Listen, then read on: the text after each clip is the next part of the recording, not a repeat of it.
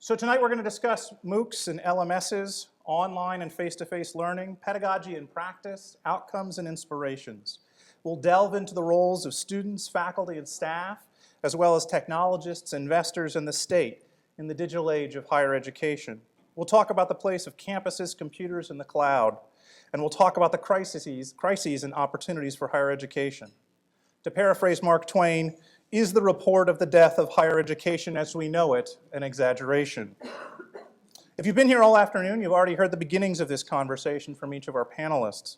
You've heard about how we can develop memorable educational futures, about how access, privacy, and security are critical to developing a digitally fluent, adaptive, creative generation of lifelong student citizens, about the potential, hopefully just the potential, for a dystopian future of monolithic higher education factories, about how open can help higher ed remain relevant, and about the ethical imperative of sharing our work with others. But now you'll get to hear them in conversation with each other and with you as well once we get to Q&A. Ideally, if I do this right, what you won't hear much of, however, is me. My role as moderator is to prime our discussion with questions along the way and to get out of our panelists' way. With that in mind, let me introduce our panelists and get to the conversation. Now, some of you have heard this earlier, and some of you haven't, so I'm in the unenviable position of having to say slightly new things while not changing who they are, right? Yes. So I will be talking about them in alphabetical order by last name. Gardner Campbell, raise your hand, Gardner. Is Vice President for Learning Innovation and Student Success at VCU. He has also worked at Virginia Tech, at Baylor, and here at Mary Washington. He served on a number of boards related to technology and higher education, including the Electronic Campus of Virginia, the New Media Consortium, and the EDUCAUSE Learning Initiative. Among his other academic areas of interest, he's also a scholar of Milton. Alums from UMW still talk about the all-night readings of Milton's work that he organized when he taught here for over a decade. And in fact, I brought a copy of Paradise Lost on my Kindle to read aloud if things get slow up here. So, Kin Lane, and I would love to try to figure out a different way, but I'm not sure I understand APIs well enough to summarize what Kin does in short, but Kin works with application programming interfaces, which are these things that talk between systems, right? He talks about the importance of data portability, interoperability, security, and privacy across the web and mobile application platforms. And he does this by his blog, apievangelist.com, and he's evangelizing APIs in Washington, D.C. as a Presidential Innovation Fellow. I'll make the joke again about the government needs to get back to work, right, in order for you to do that. Alan Levine is widely known for his expertise in the application of new technologies to education. Alan has been a leading part in teaching the open digital storytelling class, DS-106, that began here at UMW but has expanded well beyond that. He has recently worked as an instructional technology specialist here, but he's also served in leadership positions at the New Media Consortium and the Maricopa Community Colleges. We're glad to have Alan back on the UMW campus again. Audrey Waters is a writer who's worked in the education field for the past 15 years in a variety of roles. I'll simply say that she's my favorite edtech journalist, and her work has appeared in a variety of well-known publications, in addition to her own brilliant blog, Hack Education. And I will once again plug her book called Teaching Machines, due out next year, that's going to explore the push to automate education. Finally, we have David Wiley at the end, right? Very enthusiastically waving. Dr. Wiley is co-founder of Lumen Learning, an organization dedicated to supporting and improving the adoption of open educational resources by middle schools, high schools, community colleges, and universities. He is the Associate Professor of Instructional Psychology and Technology at BYU, although he's currently on leave, with a Shuttleworth Fellowship, and is also an Education Fellow at Creative Commons. He's received numerous recognitions for his work in the academic side. He's also started numerous entities as a social entrepreneur, including Degreed and the Open High School of Utah. In 2009, Fast Company named Dr. Wiley the 78th most creative person in business. See, that's how I'm adding to it. That's new. So out of 100, that's pretty good. So, and then there were all of us who didn't make the list. So That's right. Next year, you'll get them. He declined to enlighten us with his musical talents, but I will highlight that he has played Curly McLean in Oklahoma and J. Pierpont Finch in How to Succeed in Business Without Really Trying. Maybe after the open bar, he might be willing to entertain some songs along those lines. It doesn't look like it. All right. The open bar has no effect on the guy from BYU. Right.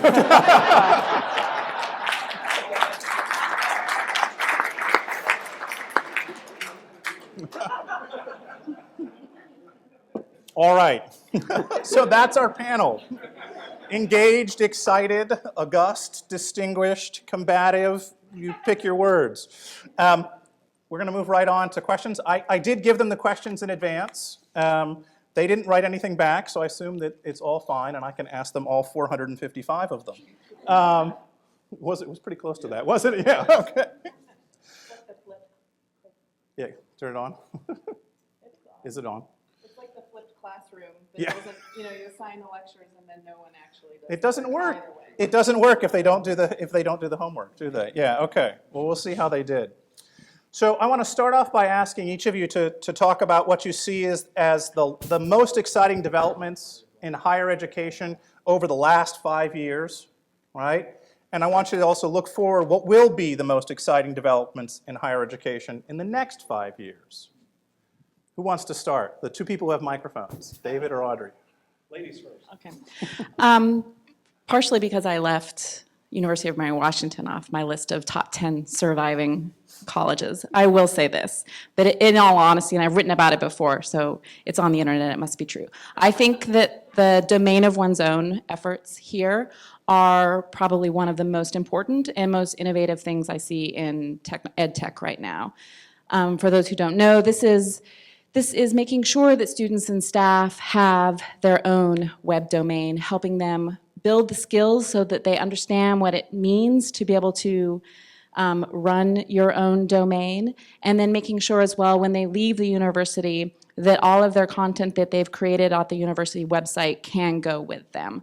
I think that ability to help students understand what it means to create a digital profile online as a scholar perhaps, but as someone who's moving into the professional world, to help them understand the technical, the digital skills necessary to do so, and then to make sure that that can move with them into their career after school is incredibly important. And I think it's often overlooked in the sort of move to buy fancier, slicker iPad-like apps and tools and hardwares and gadgets. But I think giving everyone their own domain is truly is the most innovative and important thing I've seen.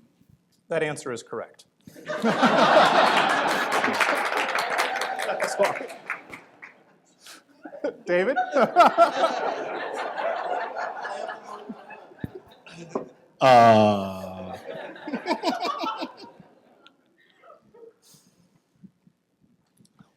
So among the most important things that have happened in the last 5 years, the thing that comes to mind right now, and I would assume that many of you know this, but recently the Department of Education changed its requirements around how federal financial aid can be spent so that programs that are experimenting with competency-based models are eligible for federal financial aid. The competency-based movement in and of itself is really interesting and I think deserves more experimentation, more interesting things should be happening there. But the idea that now there's a crack in that dam of what, at one time was either you do it in a very traditional way or you can't bring any support at all. Now there's a second way. If there can be a second way, there can be a third way. That seems to me like it's the beginning of more it's opening up a space for more people to play and experiment in, which was not open, previously. And feel how you want to feel about the role of federal financial aid. Unlocking that will allow more experimentation in that space to happen. And once you do it for one, it's easier to do it for the third and easier for the fourth. So I think that bodes very positively for us. Others?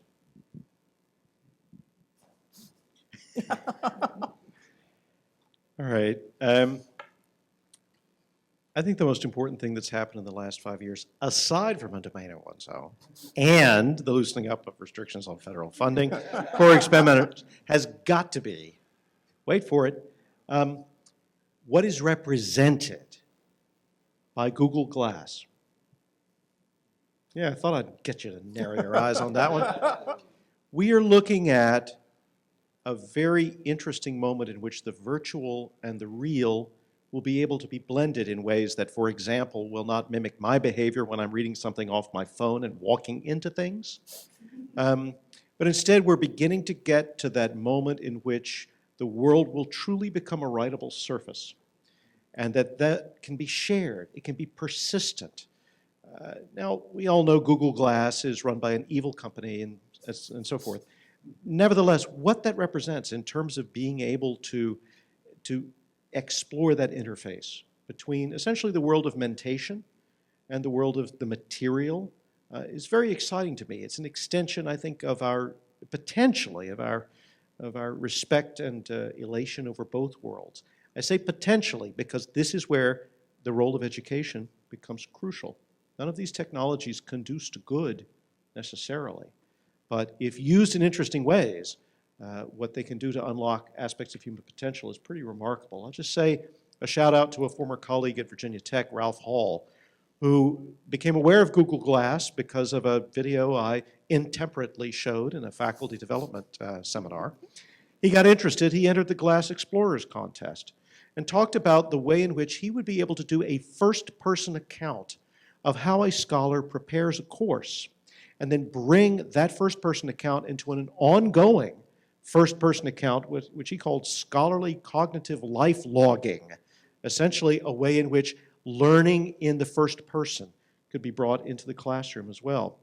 He's got a whole set of students lighting up, if you can believe it, Google+, where otherwise there is much darkness. And what he's doing with his own, really a kind of autoethnography of his life as a thinker is stunning. Many limitations, we all know what the dangers are, and yet where he's exploring right now is truly remarkable. And if you want to see it, it's all up on YouTube. So I think that's a very interesting development aside from the other two. Besides all the other ones, which I won't bother reciting since you do have them fully recognized. And I was trying to frame the question because you said initially within higher education. And so, Right. I was really stumped because and I was like, why can't I think of anything? And I know it's not true. I know there are things out there that people are doing. And maybe that's it, that there is so much out there now compared to 5 years ago going on in higher education that, there were times when you could kind of keep things within a list in your head. But I guess what I think of is the quiet pervasiveness of technology in our lives, which has just slowly kind of creeped up. And it's changed the way we watch TV. It's changed the way we do a lot of business. And it was changing in 2008, but it seems to have continued a rather sharp inflection curve that now we're questioning things. So we're wondering about what does it mean if we're doing this all the time? And I think that we're having some of those critical questions now is pretty important. And at the same time, as we're trying to grapple with what does it mean if there are only 10 universities and to think that there are ways that we can go about it without hopefully feeling helpless. I remain an optimist. Got my own, thank you. An API for that? From my standpoint, I would say social for the last 5 years, and just what it's done to our reality. I think not really that social's that valuable like Facebook or Twitter or anything. Just what it's done to our reality in the classroom and education, in that you can seek answers, you can collaborate with people, you can talk to friends about homework, formerly known as cheating, and social has had a huge impact. And I think that's going to feed into the next 5 years, 5 or 10 years, is we're going to realize that what this has done in the classroom has uncovered the things that in 10, 15 years, you're going to be hired for, because you know how to collaborate, you know how to work with peers, you know how to look for stuff in real time. You know how to Google for something when you don't have the answers.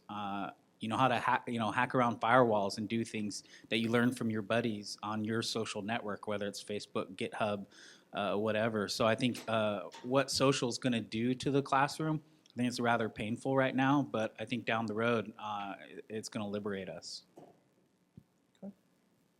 Great.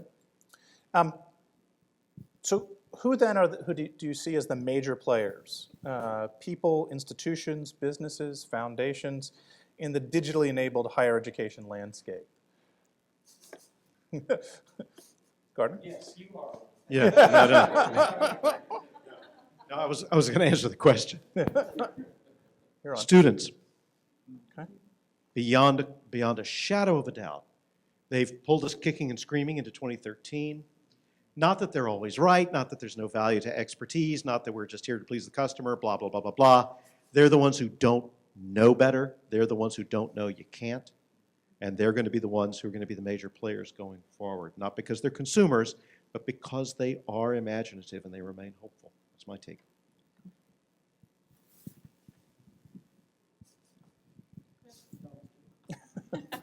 No, I wanted to echo that, and I think that that's a really important sentiment that too often gets left out of the discussions of education technology. We talk about the ways in which new technologies are going to change the way we teach, to change the way we deliver content, and very rarely do. Look around the room. I think that this is a room filled with teachers and administrators and technologists, and although sure we can say we're all lifelong learners, and by golly, I hope we are. But I don't think we have students here. And I think that we don't do a good job recognizing students, again, not just as the people sort of shelling out money for tuition, but also as sort of active agents and who should have a say in what this future of education looks like. Anybody else? No? No? Okay. What is the role of state and federal government in conversations about the transformation of higher education? And what role does the defunding of higher education, especially at the state level, what kind of effect does that have on what you see as the future for higher education? These are really fun questions. I took my cue from Audrey. Thanks, Audrey. I guess I will not even presume to be able to fully understand the government situation, but in some ways, it has to mirror what popular thinking is. And so I wonder about the message that's getting out. I mean, we all intrinsically know the value of our education, and I just kind of wonder outside our circles, like how much the public really values that as the public good that we're talking about. So, I think about walking around in my small community and looking at everyday people. They're worried about the day-to-day living and the job situation. And is it still accepted that this is the gateway to a better way of living? So I guess I just always felt like I grew up in this time of optimism where we could do things, and going to school was that natural leverage point. We were talking about this yesterday. Like, I don't know if students these days or people coming into young adulthood kind of have a feeling like the world is going to be better in 10 years from now. Like, there's kind of a state of confusion about that. So that's not even getting to the point of what the state government's role is, but it sure feels like it's not growing bigger. And that leaves the question about what happens to us when that doesn't grow bigger. This was one of the things that I sort of wanted to sort of allude to in my talk earlier, is that I think that we're telling these stories about the future of higher education as though they're inevitable. That we've decided that the story is in 50 years there will only be 10 universities. Why? Why can't we ask questions and stop that train? We sort of decided that there's an inevitability that the state funding is gone and it ain't ever coming back. Why? Like, why have we decided that that's the story? I think that we should ask, I think that we do have to demand if education is indeed something that's really about the public good, if it's about improving the economy, if it's about improving the citizens, then I do think that we need to demand that the governments, that we find ways to fund it.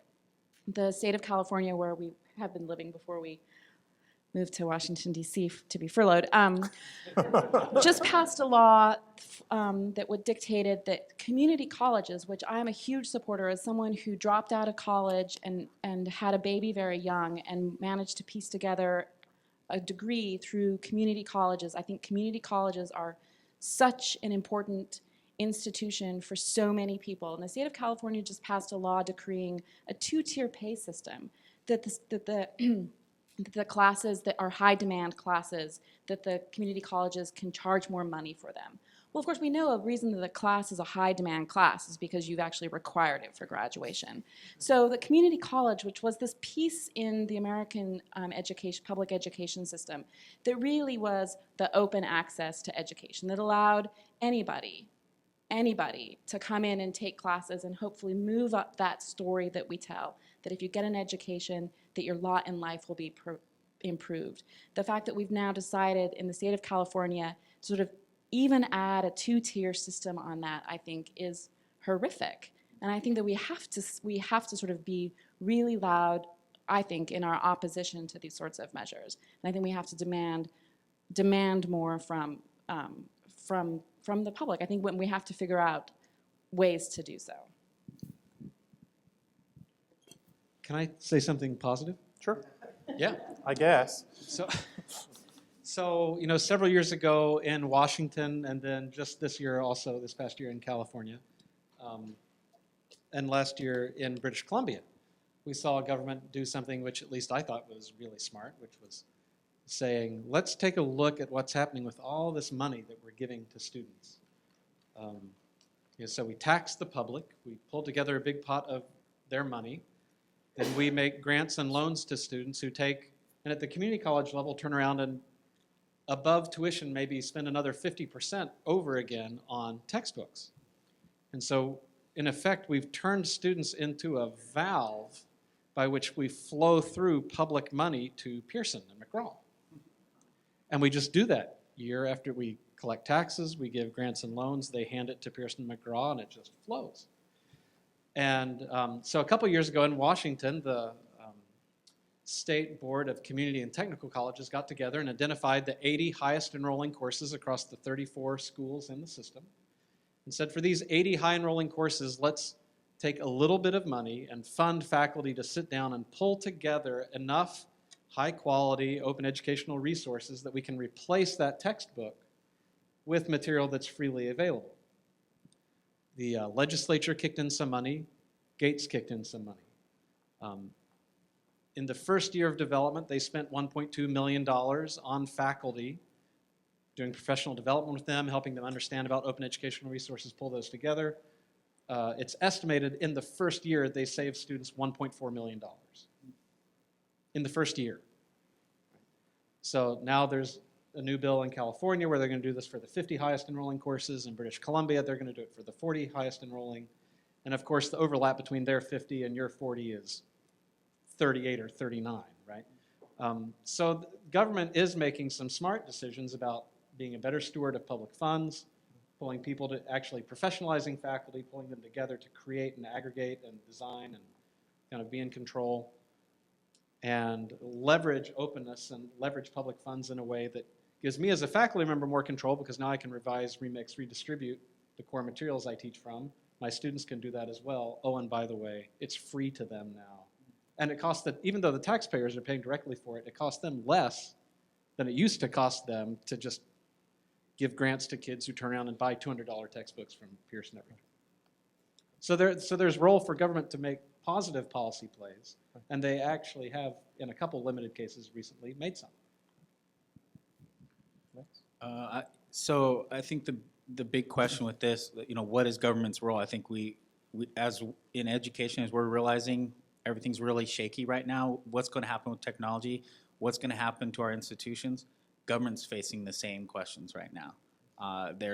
Technology's rocking their world. They have a lot of the same budgetary issues. So I think the time is right to ask this question. and we need to, take control and go, well, what is government's role? I don't have the perfect answer to it. I think it needs to be done in an agile way. I think we need to have constant conversations. I think the pace of asking these questions and answers are going to come much more rapidly now. And so we're going to have to, it's not going to be on quarterly or annual or 2 and 4 year cycles. I think it's going to be on a weekly and monthly cycle now, and things are going to be much more volatile.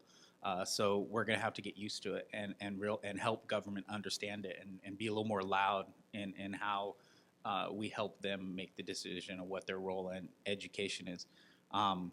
One point, I guess, is I have a 13-year-old daughter.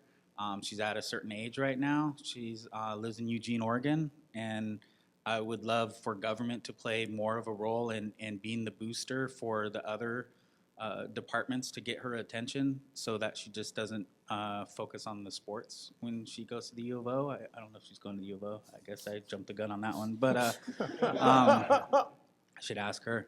But I would love there to be boosters for all the other departments other than just the sports programs. So.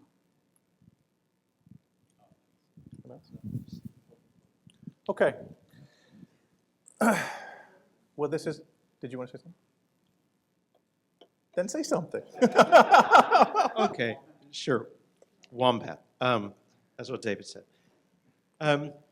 So I think there's also a role higher ed can play in this, to be proactive about the ways in which we reach out to folks in our communities. The government is us, so we can storm the state legislature. I live real nearby that now, so I can take the tram downtown and storm the state capitol, or those of you in DC, you can, and that's fine. We need to do that, but I think there's also an important way in which higher ed can reach out to the citizenry. My favorite title of all time, which I have not yet had, although I'll keep moving around Virginia until somebody gives me this job, is John Naughton's title. He is a journalist for The Guardian, and someone who for many years taught at the Open University in the UK, and his title was Professor of the Public Understanding of Technology.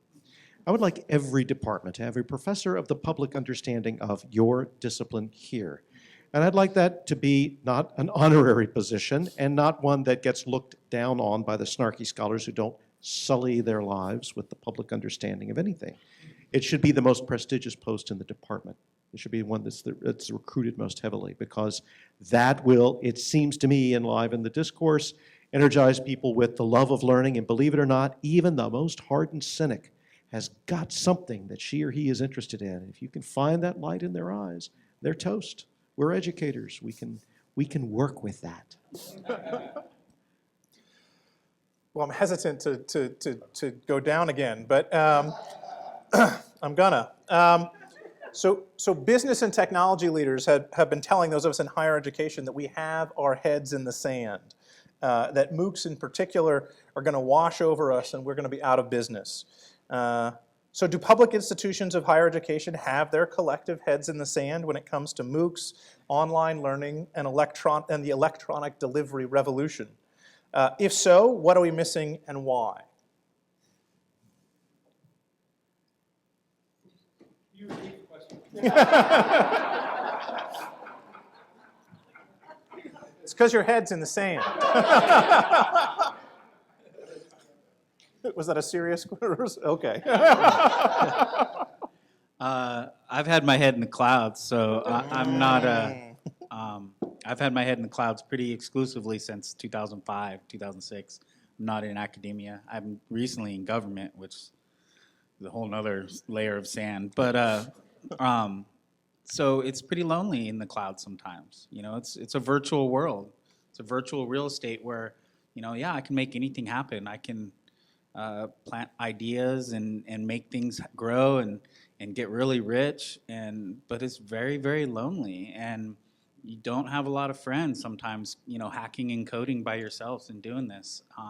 So I just, don't listen to it all. I mean, you may have your head in the sand somewhat, but, institutionally, I think that's pretty grounding, maybe, in some light. So don't listen to everything that we're saying in Silicon Valley. Sure, there's a lot, there's some things that are good coming out of there, but for the most part, it's hype. It's not rooted in anything. It has no sense of history. It's just based upon, our selfish motivation, what we're looking for, right now. So don't listen to it all.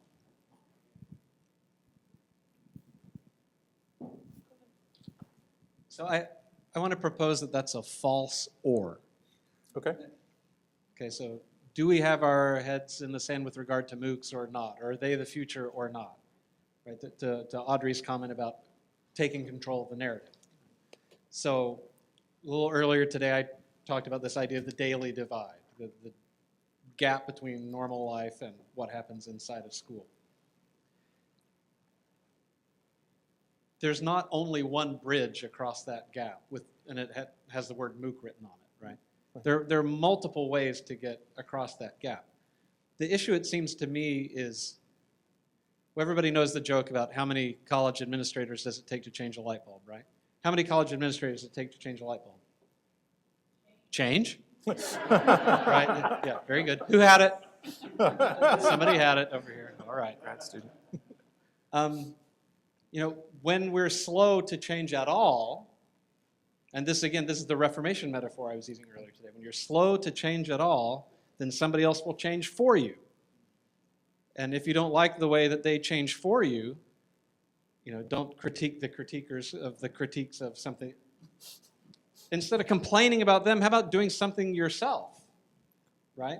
Instead of waiting for them, instead of us excommunicating them and letting them go start their Udacities and whatever and pointing the finger of scorn and laughing at them from inside the tower, if there's another way forward, why don't we actually show what it is? But just sitting back and saying, well, that's stupid, that'll never work, is not a legitimate way to respond.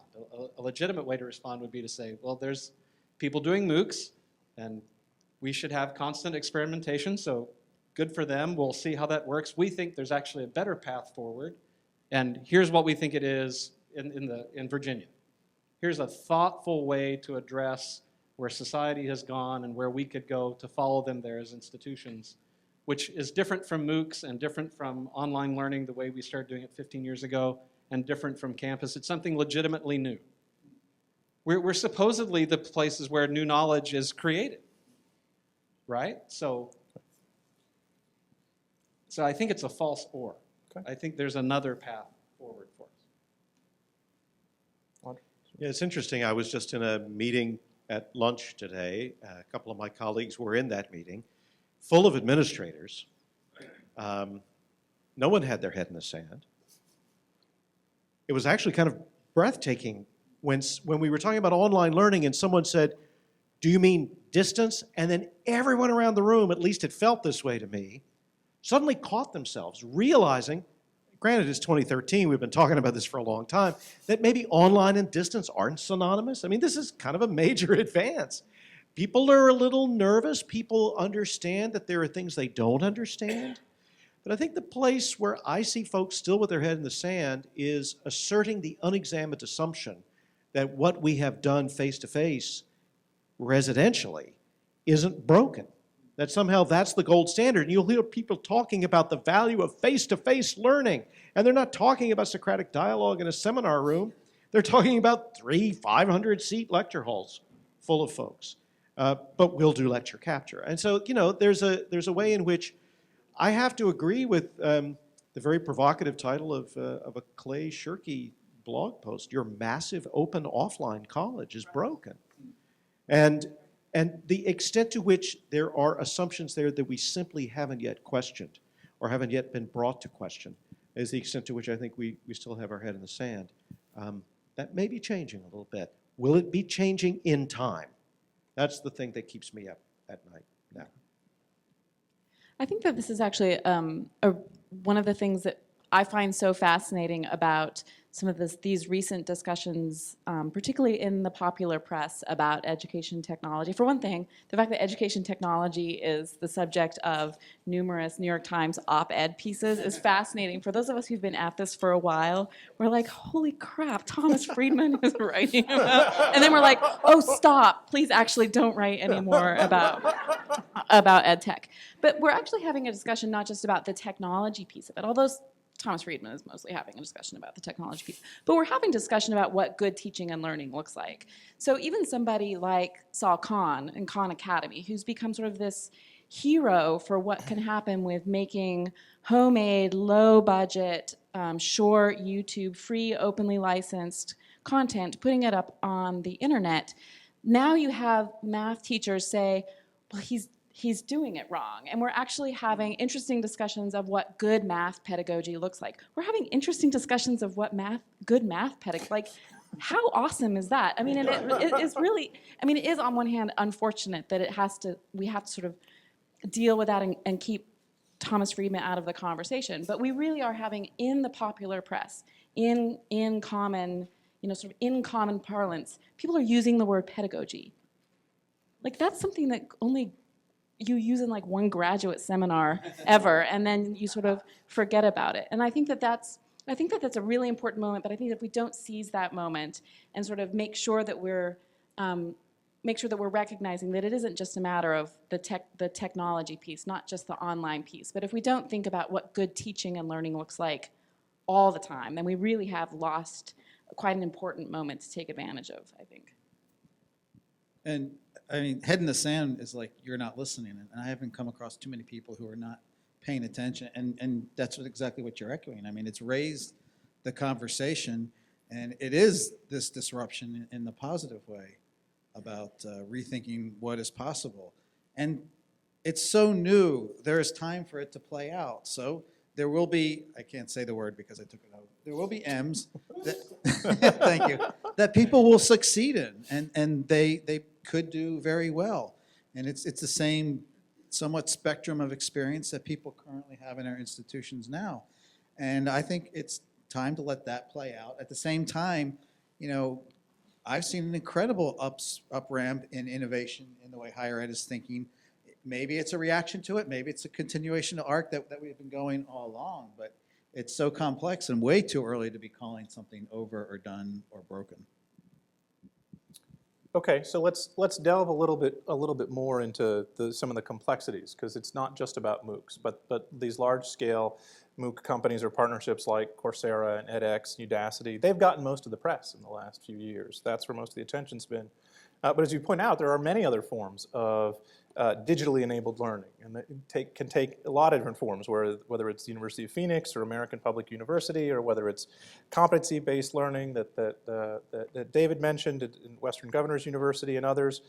There are blended hybrid courses which can include an in-person component. What of those forms of online learning do you all see as most likely to be most influential in the coming years? Or, and I'll give you this out, is it going to be some mix of those things? Yeah. Yes. All right, next question. So are there... I'm learning from Mr. That's fine. Wiley. All right, so we'll move on, because I got 500 questions and not much time. So what opportunities do you see for traditional institutions of higher education to learn from and build on these new ideas and methods of working with teaching and learning? One of the things I see interesting in these spaces where students or participants figure out the way to collaborate that wasn't predicted or built in. So the idea about people physically getting together to work in online courses together is something that is being initiated. It's enabled by the platforms and the tools that are out there. And so not everything needs to be built in and designed, because people will naturally collaborate. So they have the affordances to get together and have video chats and hangouts, but I just love the idea that people actually get together. And the way you run your seminars is just so important, and it's not about one technology completely replacing the way in which we have discourse. We can still have great coffee conversations. Anybody else?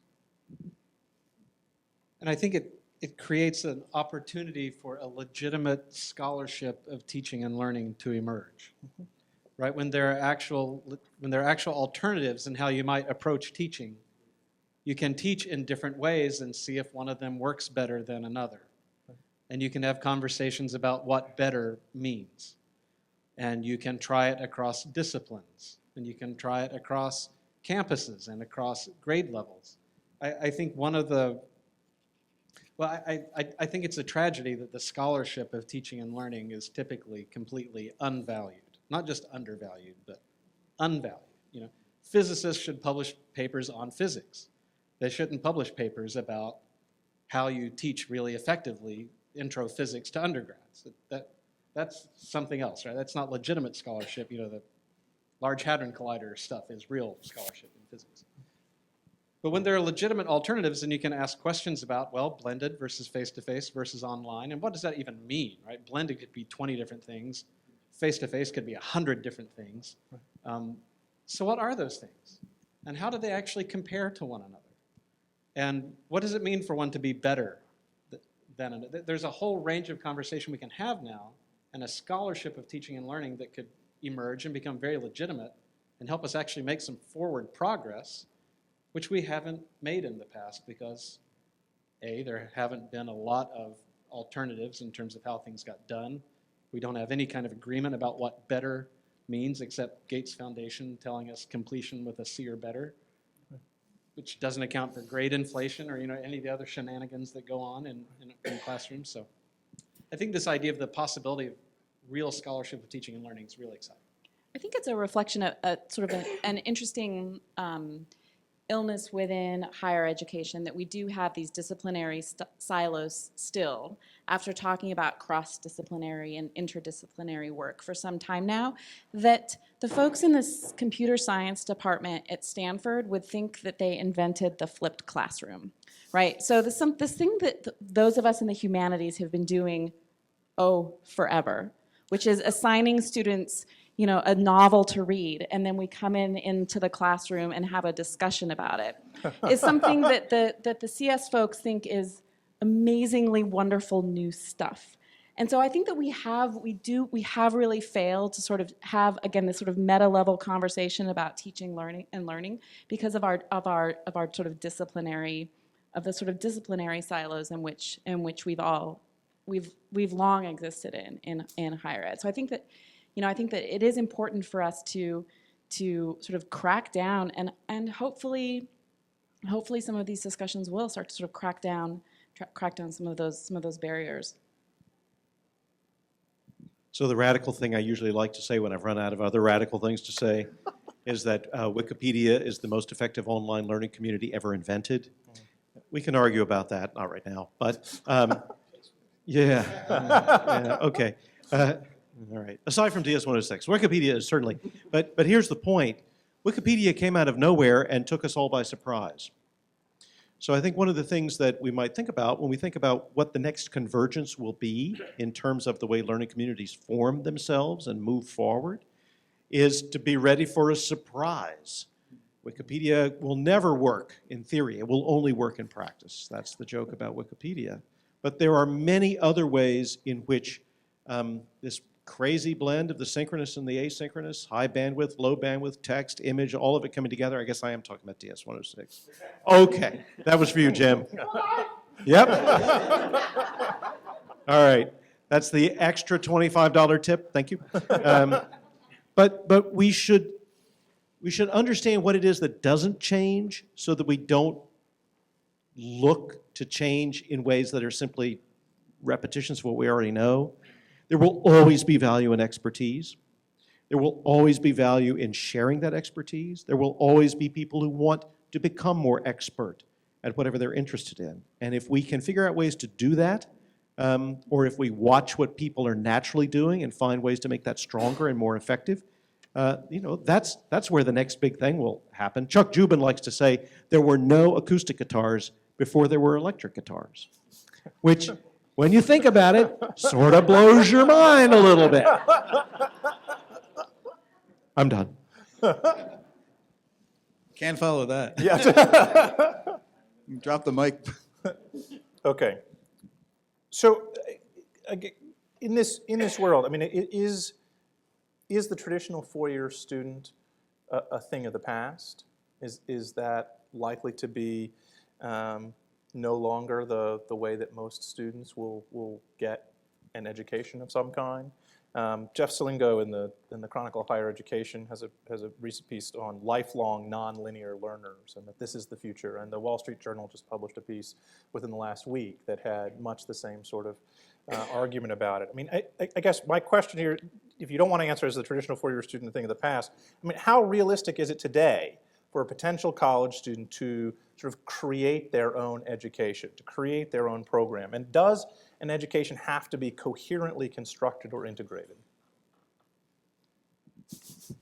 So I'm going to talk about this in a couple of days, so I'm going to try it out on you all. And if it doesn't work, I'll do it with another audience. So here's what I think happens in a four-year college education. More than anything else, you're in community with other learners, learning about cognitive complexity. Stay with me just for a second here. You're gonna take this course, you're gonna take that course. What do you get in that four-year span that you wouldn't get just by taking this course and that course? And it may be that some people are fine with that, that's great. But there is something about being in a concentrated experience of the reach, the extent, the scale of human cognitive possibility. I think that's your 10,000 hours, Malcolm Gladwell. I think that's the moment when you, you start to go, wow, this is your brain on brain, and you're not going to get that same experience as many people have found when they try to piece their education together over a long period of time, and it's a lonely struggle. Those who have done it, I salute you, because it's really hard, and the folks I've talked to say that what they regret missing is that rich experience that some college students have of spending time thinking about the possibilities of human capability together as a community of learners. I don't think there's a way to substitute that by spreading it out over 20-some years. But once you have that experience, you can still explore it afterwards. So that's what I'm working on now. That's the 10,000-hour idea. Others?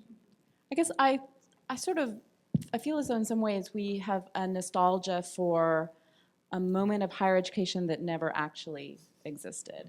And part of it is this notion that we have this institution, this medieval institution that's never changed, which to me sort of flies in the face of what we know about how radically different higher education in this country alone changed in the last century. The creation, the GI Bill is a great example of that. So who is this traditional four-year student? Was he, we'll make it a he, did he ever exist, and does that student exist today? And I'm not sure, for a variety of reasons. I think that many students don't go to college right after high school. So I think this notion that college students are 18 to 20, or undergraduates are 18 to 22, I'm not sure that that's really accurate. That students don't have part-time, or many of which balancing full-time employment while working on their degree. This notion that unfortunately, that you can carve off this wonderful four-year time to be able to have a life of the mind. I'm not sure that that's a reality for many, many students. Many have families. Many have jobs. So I think that we have to let go of, in some ways, what this sort of idyllic notion, and make sure that we're supporting the non-traditional student, who's actually, every student now is sort of what we used to sort of shrug and say, well, that you're a non-traditional student. I think more and more of us will be and are. Well, does that mean we're done? No. But I think that was the default ring, so it just proves you wrong, David. So. No. No, I was just going to say that as long as federal financial aid dollars are tied to accreditation, and accreditation expects a program to be 4 years long, you'll never see the death of the four-year program. Right? You might see for-profit startups who charge enough money that they don't need federal financial aid go off in other directions. But the bulk of our institutions, our hands are tied to a large degree, just the way that accreditation is attached to funding in what we can do. Now, I made a joke earlier about college administrators. It's the same or worse for college faculty, and I is one, right? We don't want to change at all either. maybe what we need is a reverse psychology that says to faculty members, accreditors say you're not allowed to do things differently. Maybe if we just said that, then they'd get up and start doing something, because you can't tell faculty what to do, right?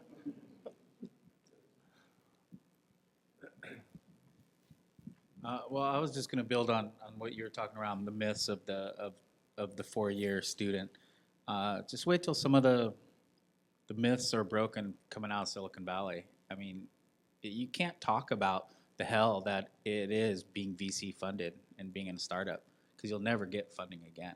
So nobody talks about what a hellish experience it is to spend 4 years in a startup and have it fail and be beholden to these older people who gave you $5 million. What that does to your health, and you're only 28, by the time that happens. So wait till a lot of those stories come out, because they can't talk about them right now, because you'll be blacklisted. So that's the beauty of this world is you can talk about the problems and illnesses. You can work through some of these myths and evolve them into the next generation and on the internet. Silicon Valley is pretty broken in a lot of ways. So just wait for, just work through it. It'll be all right. Sounds like something in a museum case, this mythical 4-year student or jumping the 4-year student. I just wonder, like, are there other possible ways that we can get that rich experience? And maybe the answer is no, that's not in that solid chunk of time, because it seems like very few people are really going to have that opportunity to be able to focus that much with everything that people are charged with doing just to get by on a day-to-day. But do we give up on the ability for people to have those rich, in-depth experiences? And what I worry about is, how do people figure out what they want to learn that they don't know that they want to learn? Because that's what the experience meant to me, and that's what it gave to me. And I feel it was, I was close to that student. It took me 5 years, but I had that freedom where I didn't have to work, and that feels like a real luxury, and I'm really sad about that, and I'm thankful for it. And yeah, maybe it is a myth. So we've talked about faculty a couple of times, that faculty have come up. Where do you see faculty fitting in this world going forward? And, really in two ways. So first of all, in terms of teaching. So Bill Gates recently suggested that classroom-based faculty, we're going to have a hard time competing with MOOC faculty rock stars who had high production value lectures. Others have suggested that faculty might just assign MOOC lectures and materials as work to be done outside of class, with class time reserved for follow-up individual or small group instruction. So in that, is that narrative just completely wrong, or are there aspects of that you see disrupting the faculty teaching experience? That's the first part. And the other part gets at what Audrey alluded to in having to narrow down to the 10 schools, and that is, where does research and scholarship that faculty conduct at universities and colleges fit into this conversation about a revamped higher education? You can choose to pick one or the other to follow up on.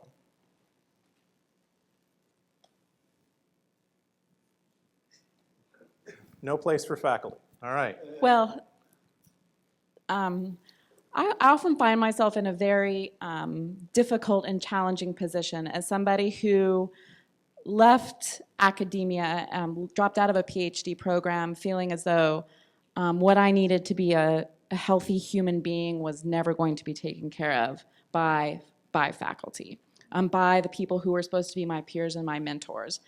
At the same time, I spend a lot of time defending an institution that I love dearly, from the sharks swimming around Silicon Valley.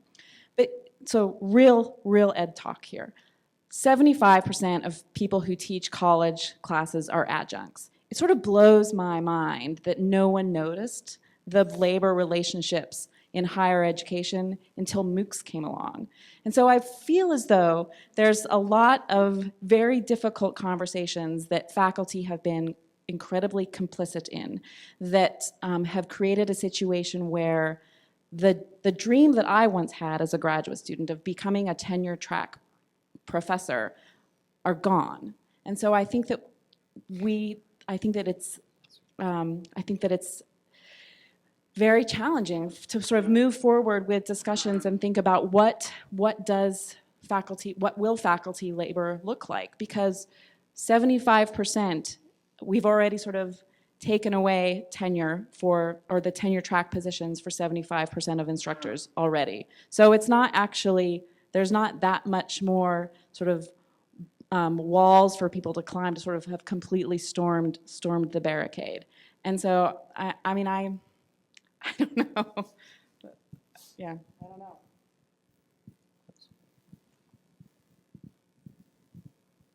Well, I'm a faculty member. I had a rough ride at times in graduate school, and I stuck it out for reasons that had to do with a spousal ultimatum. Many of us are familiar with those.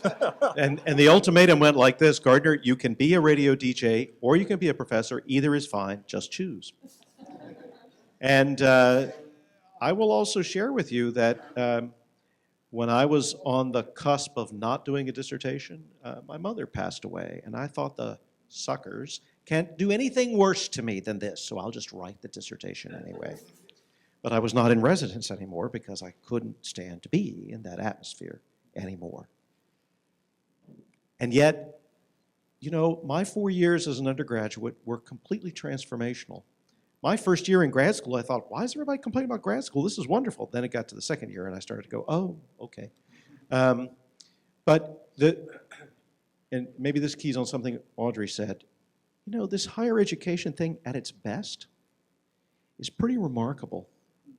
What it's done in terms of focusing civilization's mind in interesting and productive ways is pretty remarkable. And that's happened, I won't say exclusively, but it wouldn't have happened in the same way without really terrific faculty. Faculty have not done well with their privileges. I don't think they have. The adjunct situation is a shame to us, and we have been complicit in that, and that'll really get faculty riled up. It's a little easier sell here at Mary Wash, where the typical teaching load when I was here anyway was 4 and 4. So, and I wrote and got a few things published by hook or by crook. But you know, it's, even with all the deformations, even with all of the, you know, terrible, destructive things that faculty have done in the name of being faculty, there's still something about that that is extraordinary. And, you know, I guess the problem I have is that I've seen what it can be at its best, and I don't see any reason to give up on that yet. And I guess that's the story I will be sticking with. We'll see. You know, we'll see. I also have never understood the fascination with the flipped classroom. I mean, it used to be I assigned students to read the book before they came and they didn't. Now I assign them to watch videos before they come and they don't. I mean,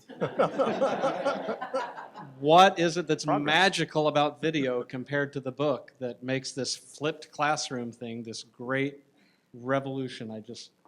I don't get it. But I think that in ways that are maybe deeper than we care to admit, faculty are just like students. In that once you set out the rules of the game for the students, it's what do I have to do to get an A, what's the this, what's the that, and for a faculty member, is it two pubs a year plus this, what is my path to tenure, and that's what I'm going to do, period. You know, just enough to get there, the same way that students do, because, you know, it's actually students who become faculty. It's the same people, it turns out. And one of the things that's really interesting about BYU, which is very explicit about the fact that it's a teaching institution, not, you know, we're not an R1, we're not a research institution. And it took me several years at BYU before I figured this out. The coin of the realm, which at my previous institution, the coin of the realm was coins. If you brought in enough grant money, done. You could get away with anything, you could do anything. At BYU, the coin of the realm is joint peer-reviewed publications with undergraduate co-authors. That is the coin of the realm. And when tenure and promotion is set up around things that we actually, behaviors we want faculty to engage in, then faculty will engage in those behaviors, right? Because they're going to do what they're incentivized to do, just like a normal person would. So, the question about what's the role of scholarship and research in all of this is, if you want it to be more tightly coupled to teaching, reward people for doing it. Because when you reward them for doing it, then they'll do it. And when you say, that would really be awesome if you did that, and we're actually going to reward you for these other things, people will just ignore it. It's just the nature of the beast.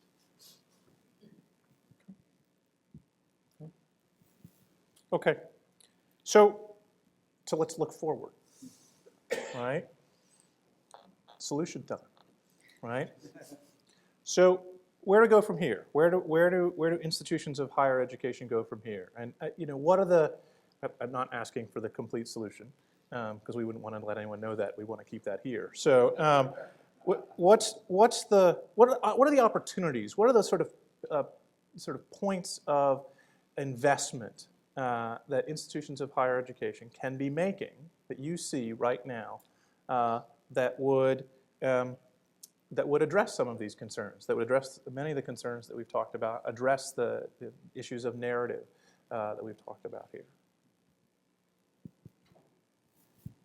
And I think one of the things we've touched I think all of us in many ways have touched upon this today in our comments earlier and here as well, is that I think that there has to be, universities and faculty in particular have to do a better job of translating their research to the public, of translating the value of the university or their discipline or their research to the public. And if we want to sort of change the narrative again, to have education be about a public good in the service of all of us and not in the service of the sort of individual financial transaction, then I do think that we have to sort of make a pitch publicly, and not simply in the Chronicle of Higher Education, but really make a pitch in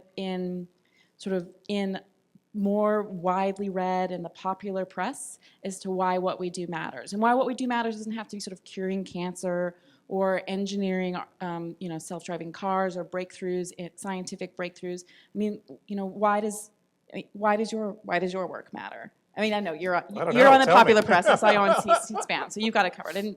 But I do think that that's something that we've really been lacking, is sort of translating the research, the knowledge that we're creating, and making it accessible to everyone. I think it's time for a reform in graduate education. There are a lot of good programs coming up on preparing future faculty. They tend to be on acculturating them to the demands of research and teaching and service and so forth. But I think there are some promising moments in which graduate education seems to me maybe getting a little bit interested in carrying forward some of the possibilities that we see. I mourn the loss of tremendously engaged, active minds from the professoriate because graduate education is so punishing. And every discipline has its own version of it. Soul-sucking stuff.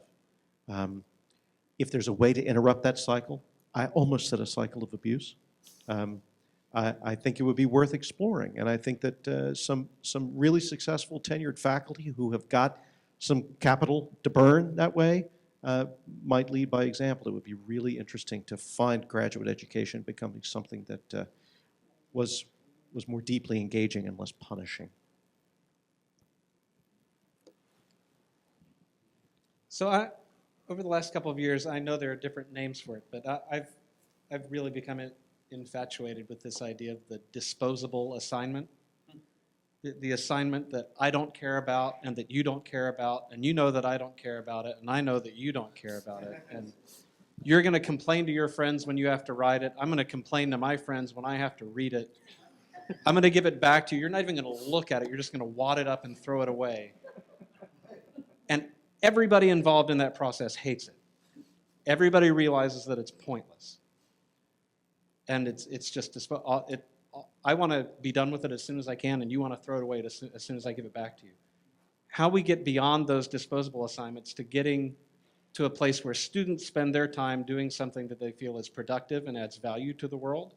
And I feel like my engagement with them and supporting them doing that is productive and adds value to the world. As one example, I teach a graduate course on project management for instructional designers. There is no textbook for this course. But a couple of years ago, we did find a good open textbook on project management, just kind of generally, written for a business audience. And it's full of examples like you have to get 13,000 tons of concrete and 24,000 tons of rebar all to Singapore within 2 days of each other. And I mean, I guess that makes sense to somebody, but my students didn't care about it when we read it.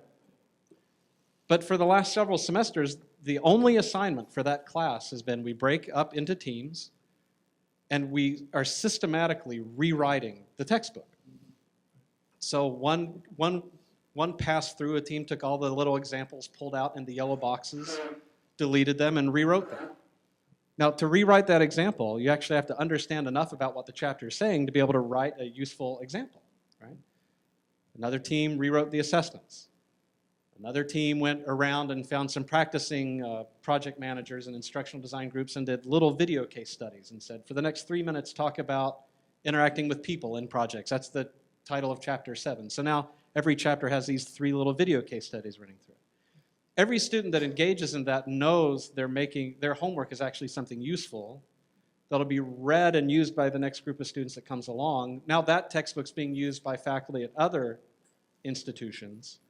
And I have zero problem motivating students to work in that class, and they uniformly tell me they work harder in that class than they do in any other. And they do it because they know they're actually doing something useful. And I think if we could be, our ability to make assignments that are useful and that we both don't hate is limited only by creativity on our side. And a big piece of that, it's in the public. I mean, there's something. It's Open goes without open content, right? As well, at the same time, like there is a difficulty in figuring out, like, how do you get people to the foundational level with the basics they need to be able to make that next step? And what do you do about getting people into that first layer of being able to have enough of the foundations in the topic or the field to be able to move that far? Because we can't just throw them in there right away writing those textbooks.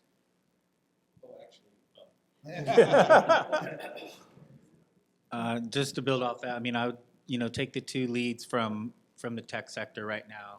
It's what government's doing is one, open platforms, open APIs, open content, open research. Just make sure that people have a platform to exist on that's open and part of the global community that's developing on the internet. And then building off what Audrey said is Silicon Valley just has the loudest bullhorn right now. They have the best storytelling vehicle out there. Academia needs that storytelling vehicle, and it needs to evolve it. You need the TechCrunch, Read Write Web, O'Reilly, whatever that formula is, but find that voice, find that really, and then teach people, take John Nadell's advice, it's like demonstrate the knowledge that's going on in real time, but be as loud as you can. And if someone can't do it themselves, assign another student to them who's really good at it and let them hone their skills, showcasing what's going on. Make sure it's public, make sure it's loud, make sure it's accessible, and people will hear. And this is a much more fertile environment, and it'll grow. Okay. What I'd like to do, I have one last question for them, but first I'm gonna turn it open to the audience to ask any questions they have. So I'm gonna have to take one of the mics from here. So you got it, Ryan?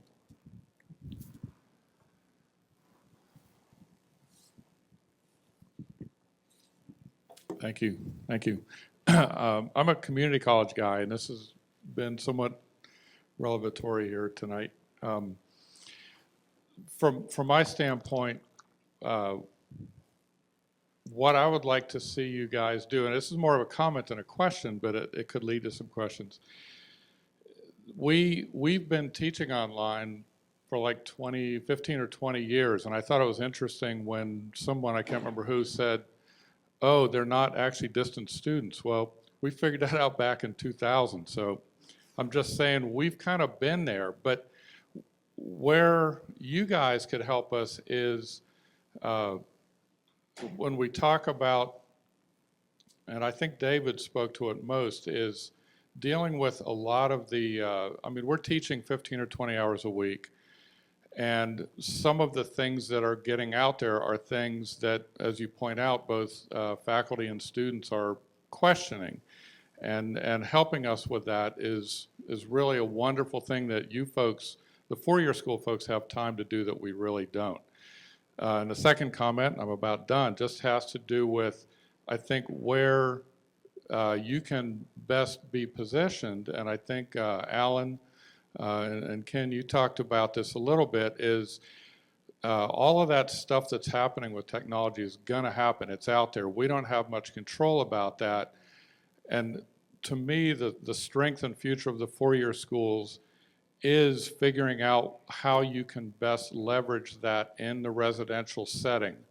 And I can't remember if it was Alan or Garland that talked about improving, I think it was Garland, graduate education, which is in fact getting really horrid with all the online stuff that's out there. But it helped me frame some of the things that Jim is doing, and I've been familiar with that for a little while, and I've been frankly somewhat underwhelmed, and I kind of disagree with Audrey about the excitement of the web space for students. But I started thinking, you know, one of the great things about that is he's taken technology that's out there and leveraged it in not a transformational way, but just taking it and giving it to students in a four-year setting and enhancing that without changing or revolutionizing the four-year experience. So keep doing what you guys do in this four-year setting and strengthen it. Don't transform it based on, for God's sake, Google Glasses or whatever the hell those things are. And by the way, people run into things anecdotally just as much with those as they do with us following our cell phones.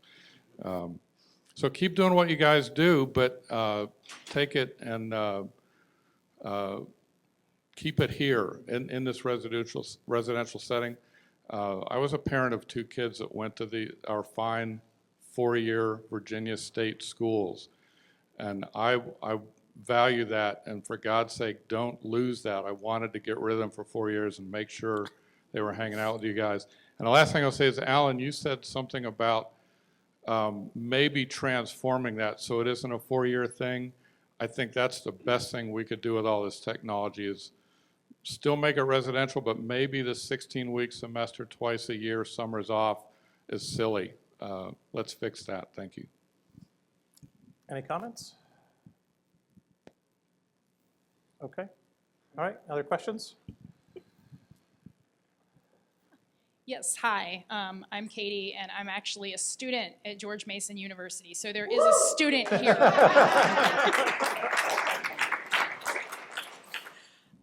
So I was actually curious. I believe it was Audrey who said something about jobs. But I guess, what do you view as the relationship between higher education and jobs? And then my second question is also, what role do you think students play in all of this? And this is to anybody. Thank you.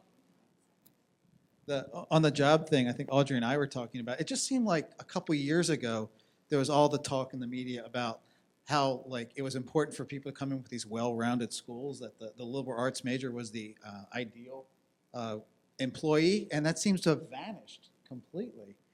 Now it's all focused on narrowing these tracks of people to get an interest.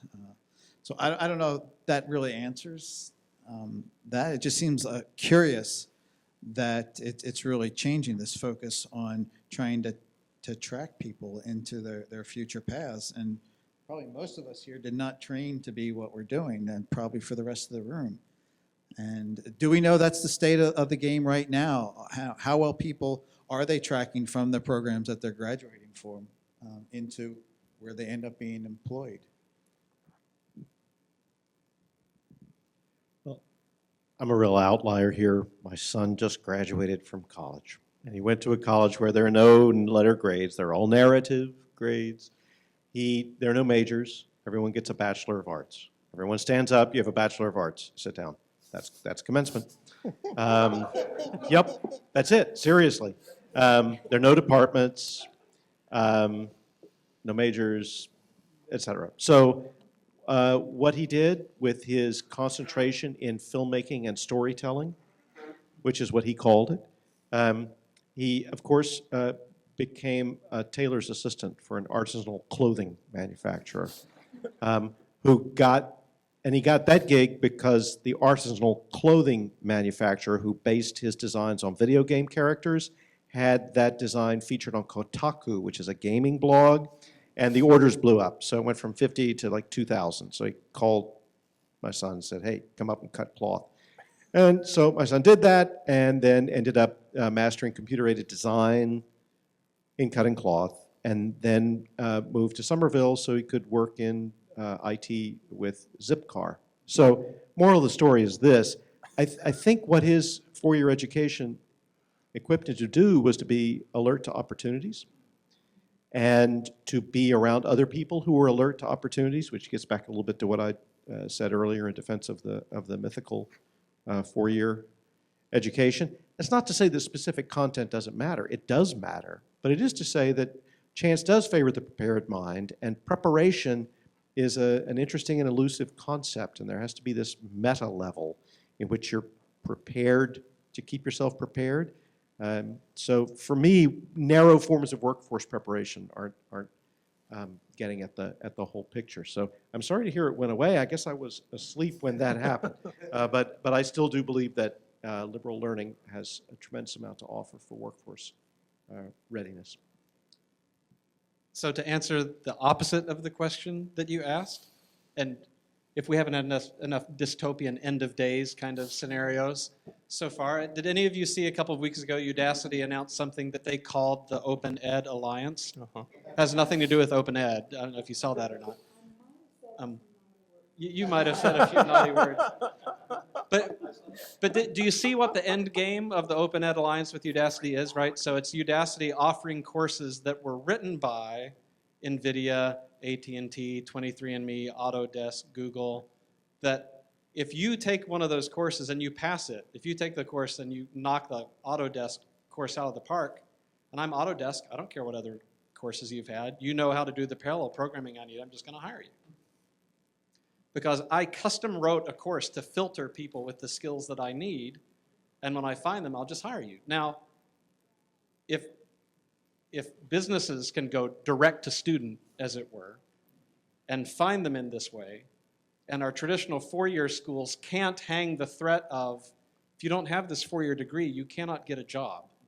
If we can't hang that over the heads of students anymore, how many of them can we compel to spend 2 years in general education when they don't understand what the value is in the moment? Not that they won't later, right? But then it becomes the Mr. Miyagi kind of approach of, you will wax the car, you will paint the fence, you will sand the deck, and later I'll explain why that's relevant and useful, after you get so mad that you take a swing at me, right? But if you think about how it works in the other way, right? If we're not preparing you to go out and somehow be useful, and also, why would you spend $30,000 if you didn't think you were going to be able to recoup a little bit of that somehow? Whether it has to be a direct line or not is another question. But the Udacity Open Ed Alliance thing is an interesting potential end of days scenario for us, because if there are other ways to get to employment, can we force students to engage in a gen ed sequence? I don't know that we can.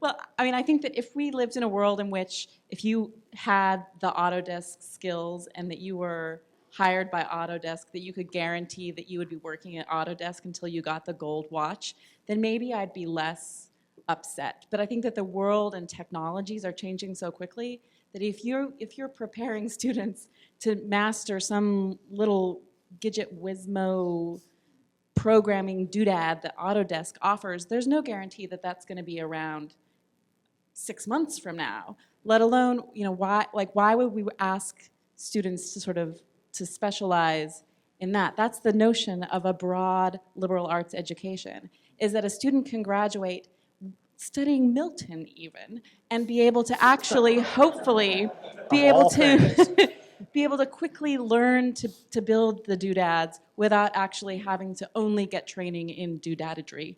No, I know that. Does an 18-year-old see that? No, but that's, And will they see it before it's too late? I mean, that's really that's the question. well, I mean, then we raise all sorts of other issues too. Is the technology workforce of the future going to be hiring 18-year-old like that's like the awful minimum wage work. So suddenly technology jobs are going to go from paying six figures to being like the new minimum wage figures, because everyone knows that that's what you pay. You pay a 17 or 18-year-old, $6 an hour. Way to go programming. Way to go computer science. You just completely screwed over your. Another question? Go ahead. Okay, I wanted to push back a little bit because Jeff asked a question very early on in the program of the panel, who you think the major players are going to be in the future. And the answer that came back, I think from two people perhaps, was students. And then it was just kind of left with that. And I thought there were some... Yeah, that's right. I thought there were some big elephants in the room that hadn't been noticed. I don't necessarily want to have you speak to them, but I wondered whether the education institutions will let students be the major players. What needs to happen so that students are the major players?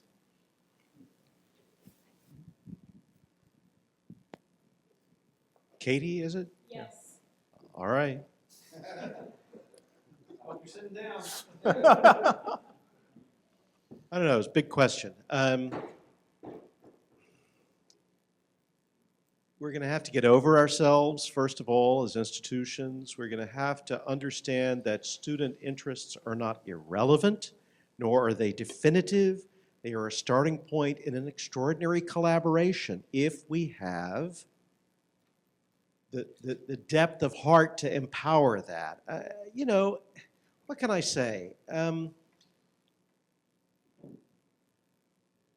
adventure for me is not to say, oh, you like that because you're a kid. It's, oh, you like that. What can I bring to this that will help you see the extraordinary possibility and that thing that you're interested in right now? And how that may connect with stuff that I've been able to discover on my Milton journey or whatever it is that may be of some interest as well. It's a very difficult thing to articulate. In some ways, it's easier to enact it. Last spring, I was teaching a class at Virginia Tech, and the thing du jour seemed to be animated GIFs. Great! Open up the possibilities. Don't condescend. Have some, have a little flexibility of heart to say, look, I'm not going to, go slumming with you and your animated GIFs and, no, this is interesting. These are fellow human beings. Let's get on board with that. And then let's see how that can be brought into a bigger conversation. Why is that hard? I don't know. I don't know. At times, I would have no clue how to answer your question. I'm full of dismay. It would even need to be asked in that way. And yet I know it does. Towards the end of his career, it's said that Richard Feynman would only teach first-year students because they were the only ones who could come up with an interesting question. So, the last class I taught had 2 first-year students, a second-year student who had enough credits to graduate. I'm not sure how that happened. It was architecture. I don't know. And then 2 graduate students. And the graduate students learned that the undergrads were not path-dependent and could come up with really interesting questions. The undergrads learned what really disciplined, focused, rigorous work could be beyond their imagining. And we all had a great time together. And we made a web page, and they tried to figure out what my role was. And they finally said, paid student. And I said, that's right. What a sweet gig. So you said You said everything but the word humility, right? I mean, that's what you're talking about, really, right? So I'm a faculty member in an educational technology program. When I was a young faculty member, I used to think, man, when those old faculty members finally either die off or retire, the academy will be full of people who actually understand the internet, and we'll be able to get something useful done. Except then I realized by the time that happened, there'd be this post-internet thing that the students knew all about and we didn't understand anymore. And it'd be the same problem again just 30 years later. And it made me, I might be wrong, but it made me believe that there's this sliding skills gap between faculty and students. That once the old ones die off and the new ones come along, you will get people who were accustomed, grew up with the internet, but then they're going to be teaching people that grew up with something else. And we're still not going to understand what it is. So the only way to actually work at the cutting edge is to collaborate with students. You know the pedagogy, you don't know the tech. They know the tech, they don't know the content area.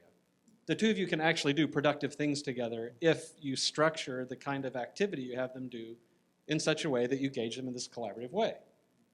If you continue to say, I am the whatever and you are the other thing, and keep your tech whatever to yourself, because that doesn't have anything to do with Milton or whatever, then you don't get anywhere.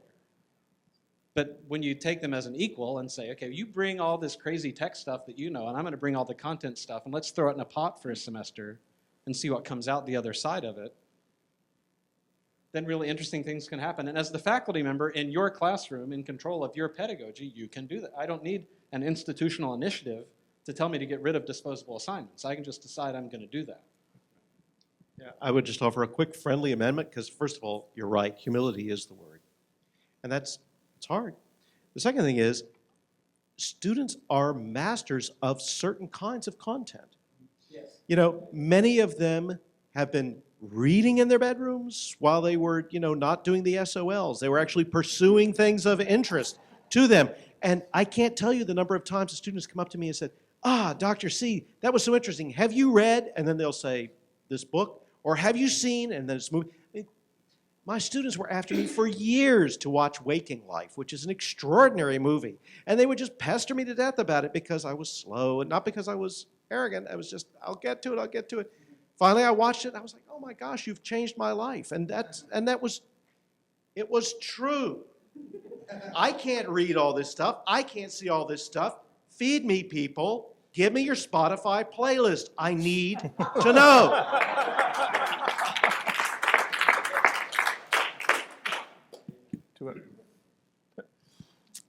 This has been great. I think I'm the president of the university, so I think about MOOCs and the larger issues that they present to me. And I get asked the question a lot, do you think you're going to be here, meaning the University of Mary Washington, in 20 years, 25 years from now, given the development of MOOCs and other venues and ways to learn online? And I'm a firm believer that, yes, we probably will. There will always be a place for us. I don't know that the new methods of delivering instruction are going to replace what we do. But there are two sides to my business. And one is the delivery of education in the classroom, and the other is an auxiliary enterprise side of putting students in residence halls and feeding them in a dining hall. And so now, when I think about the telepresence technology, now I'm beginning to worry about the future and whether or not that student needs to come here to get that face-to-face instruction. And obviously, I'm thinking about empty dorm rooms, limited meal plan payers, and things that go with that. So I'd be curious in any comments that you have about the telepresence technology and its emergence, its affordability, and so on, and its potential impact on the delivery of higher education.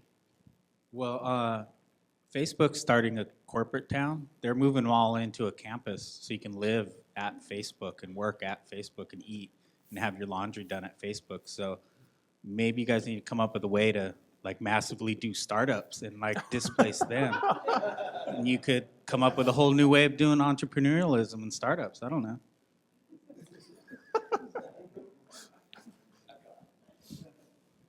So if you believe the OECD projections, right, if you believe the numbers. There's currently about 120 million people worldwide that are engaged in some kind of formal post-secondary program, right? The OECD numbers are that by 2025, there are going to be 250 million people who are qualified and desiring a formal post-secondary experience of some kind, which means that in the next, however many years it is, 12 years now, we're going to double the demand for higher ed, right? So Sir John Daniels says that if we're going to meet that need the way we currently do education today, we have to build, staff, and open a new university every 2 weeks for the next 15 years it was whenever he said it the first time, right? So the idea that some people are going to start doing this online is in no way a threat to the number of people who are going to come to your campus, because the customer base, if you believe the OECD numbers, is going to it's going to more than double. And we're not going to more than double our capacity in that same time. So is online bad? Is it dangerous? Well, what are we going to do with all these people that want it that we can't physically fit? It's not going to be a problem of empty dorm rooms. It's going to be lottery for dorm rooms, right? And then it's back to Audrey's problem of, well, if you can't afford to actually come here, then you get the leftovers online or something. If we treat online that way, it's going to be problematic. Online's got to be at least as high quality as, which one is going to be better and what are they going to compete for? I don't know, but I don't think your problem is a problem, because I think OECD, if they're not exactly right, I think they're close to right. I think the demand is going to do this. And when it does that, you can pick up an extra 10,000 people online and not hurt your face-to-face. Okay, this is the second to last question, because I'm going to ask the last question, because that's what I get for standing up here the whole time. I'm not certain that this is necessarily a question, but maybe an observation in no particular sequence. I guess first and foremost, let me just address the state funding of higher ed. In a full disclosure, I'm just completing 20 years in the state legislature, and I sat on higher ed subcommittee of appropriations, really acutely familiar with the issue, and I'm not saying it's not an issue, but be careful of what you ask for. In Virginia, we're actually, I think, pretty even-handed in how we approach higher ed. The problem is that for the relatively modest amount of money that we put into higher ed, we ask for a disproportionately large amount of the say in how it is that you operate your universities. I think that's wrong. What I was quite willing to do was to allow you to go ahead and raise your own funds, and I'm going to use a highway analogy here. When the state provides the funding for the universities, it's the same way we build roads at present. The more recent trend is to charge the users, and what I've been pushing for, and quite a few people have been pushing for, is to allow the universities to raise their tuition, their fees, so that it is more nearly user pay. And I realize this may offend your academic sensibilities, but that's really the way it is. I have 4 customers in Wilmington, Delaware, have had for 35 years.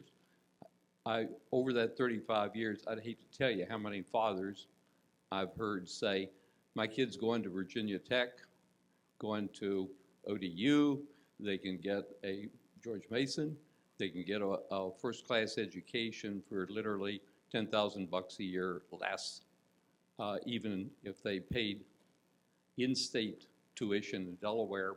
It's still $28,000 compared to $18,000, or numbers may not be right, but you get the general idea.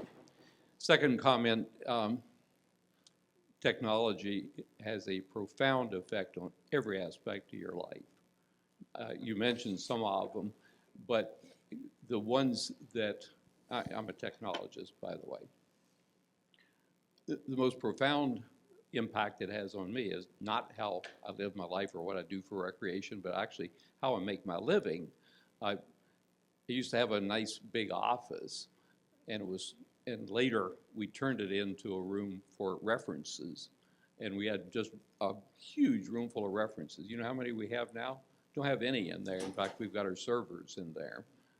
because I basically depend on my computer, as do the engineers that I work with depend on it. Two very quick points. One, the community colleges are a wonderful thing. I have not only support four-year and graduate degrees, but I think they're very, very necessary. But I own a company with about 300 employees. Two comments. One is, not a one of them in there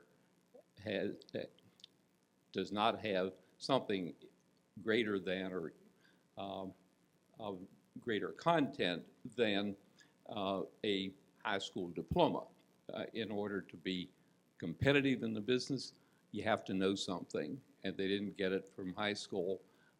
They may very likely have gotten it from community college. Of course, we have advanced degrees, and we don't pay them $6 an hour. The least paid person in my company is $9 an hour, and this is basically with someone with less than a high school diploma, but able to learn. So I happen to love technology. I'm the luckiest guy in the world.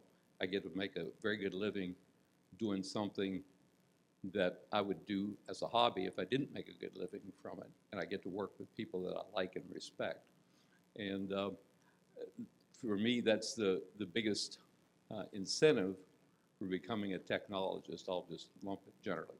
In any event, legislatures aren't quite as hard-hearted. There are actually some people there who think very long and very hard about it. And I don't mean just me, but I mean a lot of people do. We wish we knew the right answer. We don't. Thank you. Responses? Any-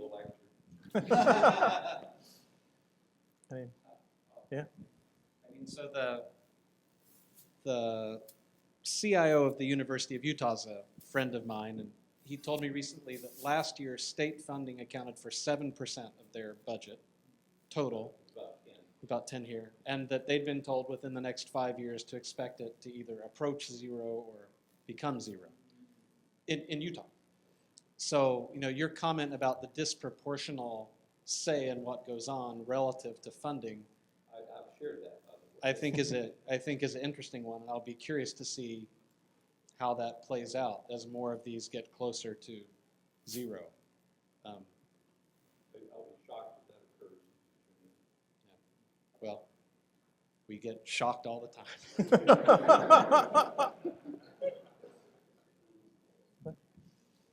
Okay, last question.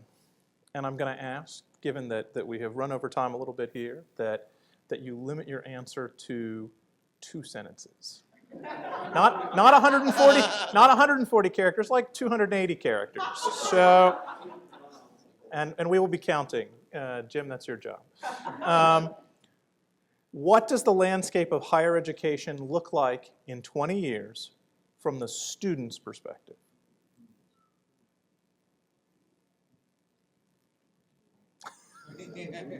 You get to just make stuff up. We're not going to bring you back in 20 years. No, I'm counting. I'll go. I think it's going to be somewhat more of an intelligent buffet about the options where they can choose to go and assemble their bits. And it's going to require some crazy changes in how we collaborate.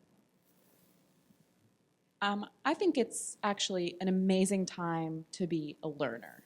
We can call it a student, but more generally a learner. And I think that we will start to see MOOCs in particular are going to are bringing back to the forefront the notion of continuing education and lifelong learning. So I think the next 20 years it's going to be a wonderful time to be a student. Wow, that's the most utopian I've heard you in a while. That's great. Normally we bounce each other out. Now I feel like I gotta go dystopian. No, I think students are going to have the agency, tools, and resources to make their own decision about what type of education they want: more online, more offline, in person, out in the field, project based. I think they're gonna have the resources to make the decisions on their own. with the support from all of us, the institutions as well as Silicon Valley, I think it'll balance out in the next 20 years.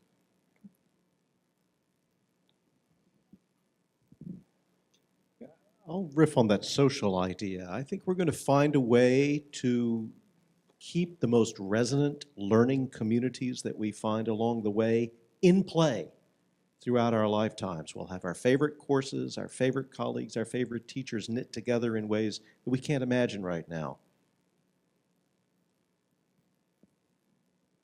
I have no idea.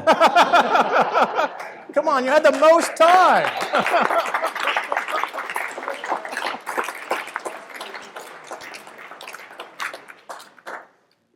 Really, just No, gonna leave it really, at that's that? my, I mean, think just 10 years back, okay? Okay. There's no YouTube. There's no Facebook. There's no Twitter. There's, and that's less than 10 years back. Right. More than double that time, I don't have any idea what's going on. I really don't. A round of applause for our panel.